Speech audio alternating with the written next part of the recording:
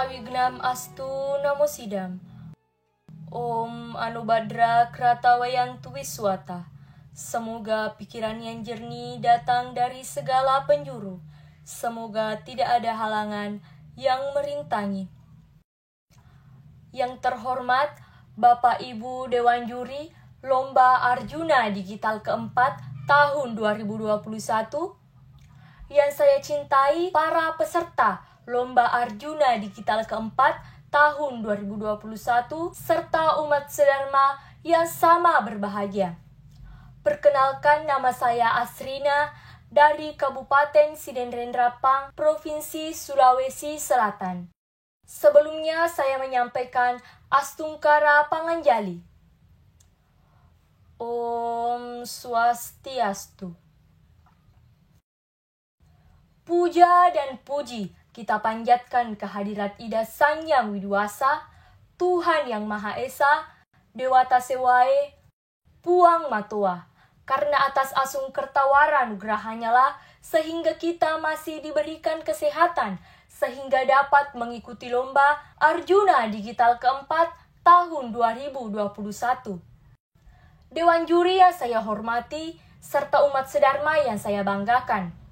Memulai Dharma Wacana saya pada kesempatan yang berbahagia ini dengan melihat kondisi dan keadaan kehidupan berbangsa, bernegara, bermasyarakat, serta beragama dalam era revolusi industri 4.0 yang ditandai dengan kemajuan iptek yang semakin canggih yang tentunya memiliki dampak positif sekaligus dampak negatif. Dampak positifnya adalah kita dengan mudah mengakses informasi, baik itu dari dalam negeri maupun dari luar negeri, hanya dengan menggunakan telepon genggam saja. Sedangkan dampak negatifnya yang tidak ditandai dengan nilai-nilai luhur bangsa adalah terjadinya berbagai krisis yang disebut krisis multidimensi, mulai dari krisis ekonomi, krisis politik, krisis moral, krisis kepercayaan, sampai pada krisis kepemimpinan. Kisah memilukan hampir setiap hari terdengar di pelosok negeri ini yang diberitakan di media elektronik dan media sosial seperti kasus korupsi, kolusi, nepotisme, pencucian uang, pandemi COVID-19, hinaan, cibiran, ujaran kebencian yang dapat merusak tatanan moral sampai pada keutuhan NKRI. Kita akui, salah satu penyebab terjadinya hal tersebut adalah krisis kepemimpinan.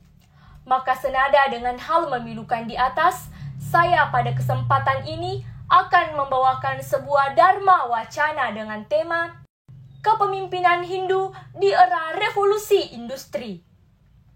Dewan juri yang saya hormati, serta umat sedharma yang saya banggakan.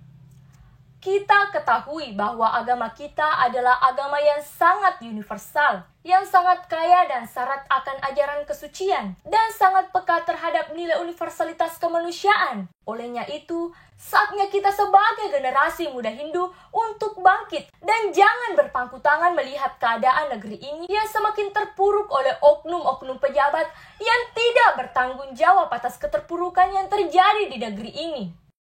Mereka merusak tatanan kehidupan berbangsa, bernegara, bermasyarakat, serta beragama dengan kebijakan-kebijakan yang tidak memihak pada rakyat kecil, seperti hukum diperdagangkan, korupsi merajalela, narkoba tumbuh dengan subur, hubungan bebas dan seks bebas sudah menjadi hal biasa, sehingga masyarakatlah yang menerima dampak dari semua itu, sedangkan para pemimpinnya seakan cuci tangan dengan hal itu dan hanya sibuk mengurus dan memperkaya dirinya sendiri.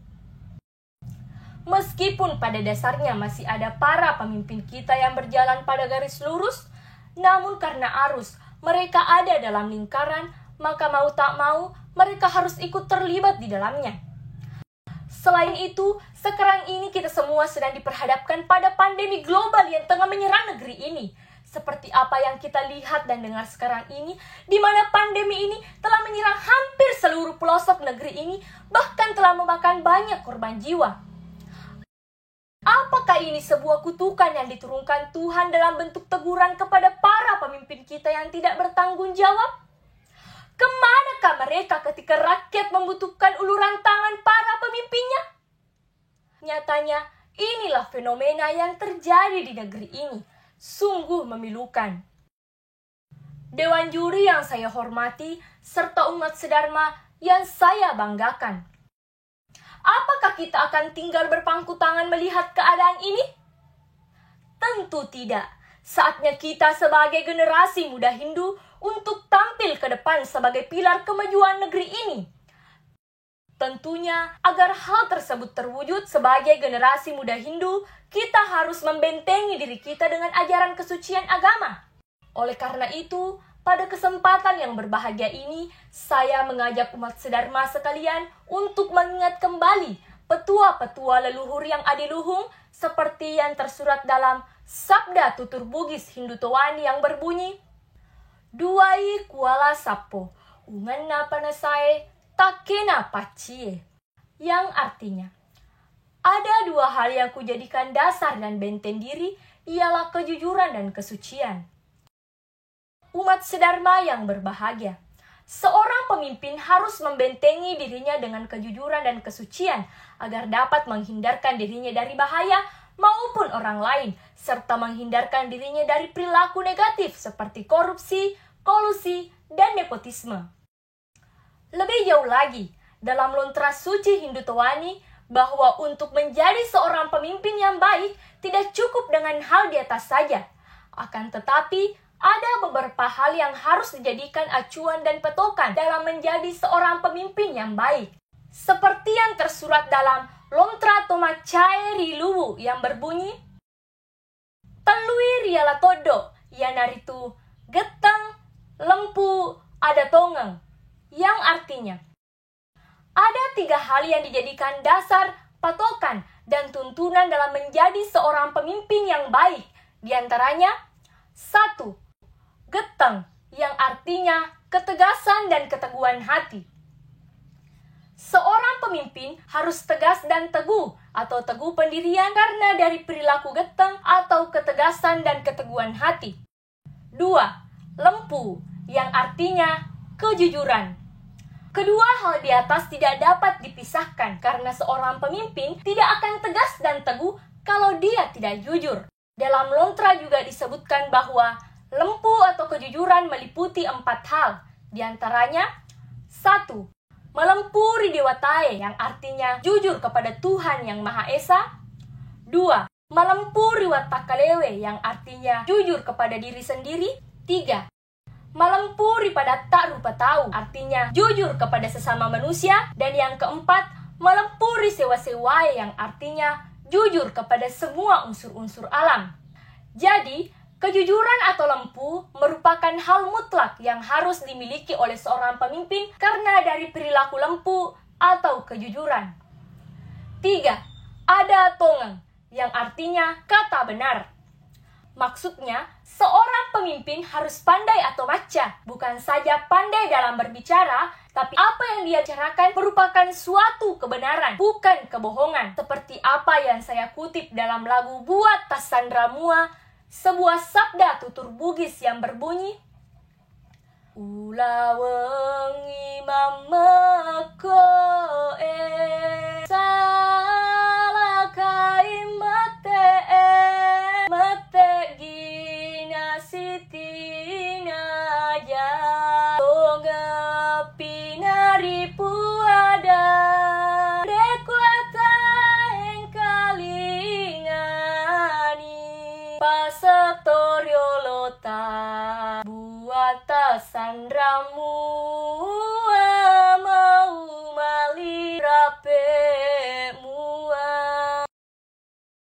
Yang artinya, seorang pemimpin harus selalu berperilaku benar dan berkata benar. Dan jika petua leluhur ini kita lakukan dengan baik, maka walaupun dapat bencana, maka akan selamat. Karena Tuhan selalu melindungi yang benar. Jadi, ketiga hal di atas merupakan hal mutlak yang harus dimiliki oleh seorang pemimpin yang baik. Dewan juri yang saya hormati, serta umat sedharma yang saya banggakan. Dalam Kekawin Ramayana, bab 1 sloka 3 disebutkan, Gunamanta Sandasarata, Uru Siraring Weda, Baktiring Dewa Turmalu Pempitra Puch, Masita Sireng Swagotra Kabe. Yang artinya, sangat bijaksanalah beliau Sandasarata.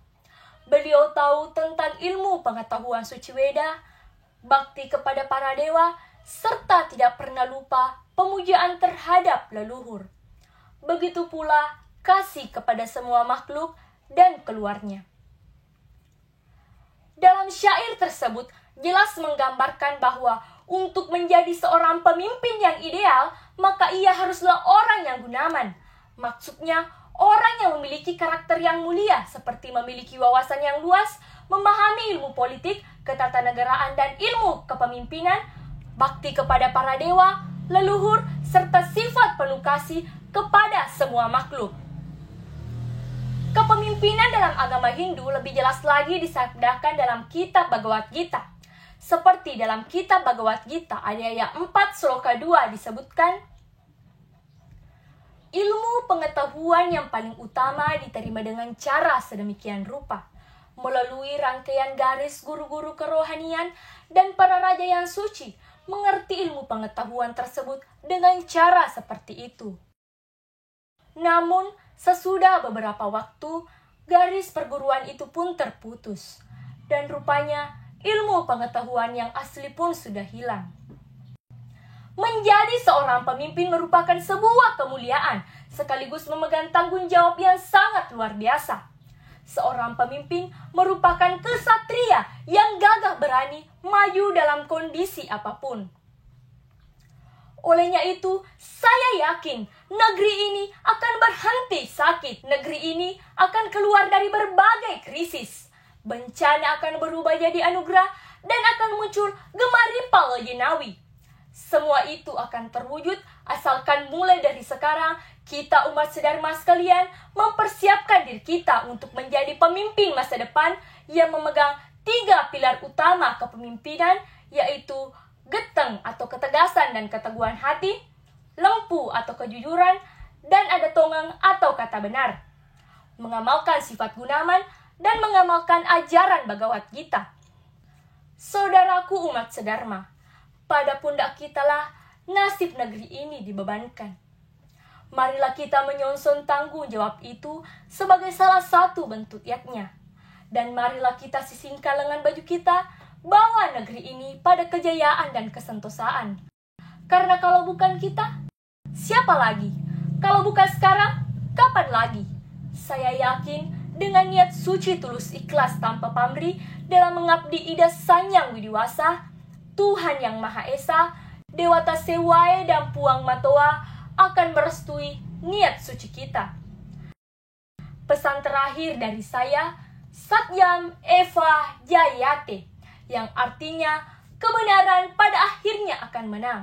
Jadi jangan pernah takut untuk berbuat baik, ingat dan camkanlah selalu. Sebelum mengakhiri Dharma Wacana ini, saya mengajak umat sedharma sekalian untuk bersama-sama memanjatkan doa kehadirat Ida Sanyang Widiwasa, Tuhan Yang Maha Esa, Dewata Sewae dan Puang Matoa, agar senantiasa memberikan kita kesehatan. Semoga kondisi negeri pulih kembali dan negeri ini berhenti sakit. Sekian Dharma Wacana yang saya bawakan pada kesempatan ini. Semoga dapat berguna bagi kita semua. Seperti pepatah bahasa Kawi mengatakan, Tanghana wonsweta nulus, yang artinya tak ada manusia yang seputih kertas, tak ada manusia yang sempurna. Demikianlah dengan kami yang penuh dengan keterbatasan dan kehilafan. Olehnya itu, saya mohon maaf dengan sebesar-besarnya jika dalam menyampaikan Dharma Wacana ini banyak kata-kata saya yang kurang berkenan di hati saudara-saudara sekalian. Saya akhiri dengan ucapan Paramasanti. Om Santi Santi Santi Om Salamaki Tupada Salama.